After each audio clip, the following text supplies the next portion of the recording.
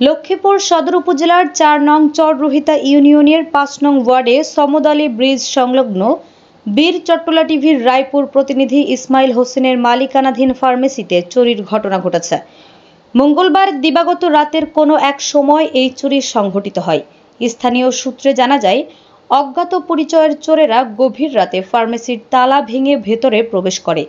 এ সময় তারা দোকান থেকে নগদ অর্থ ও বিপুল পরিমাণ ঔষধ নিয়ে যায়। ঘটনার সময় দোকানটি বন্ধ ছিল এবং আশেপাশে কেউ উপস্থিত ছিল না। ভুক্তভোগী ইসমাইল হোসেন জানান, চুরির কারণে তার বড় ধরনের আর্থিক ক্ষতি হয়েছে। তিনি বলেন, এ ঘটনায় স্থানীয় ব্যবসায়ীদের মধ্যে উদ্বেগ ও আতঙ্ক ছড়িয়ে পড়েছে। তারা আশঙ্কা করছেন, যদি দ্রুত চোরদের গ্রেফতার না করা হয় তবে এলাকায় চুরি ডাকাতি আরও বৃদ্ধি পেতে পারে। স্থানীয়রা প্রশাসনের কাছে অনুরোধ জানিয়েছেন এলাকায় টহল জোরদার ও আইনশৃঙ্খলা পরিস্থিতি নিয়ন্ত্রণে রাখতে কার্যকর পদক্ষেপ নেওয়ার জন্য।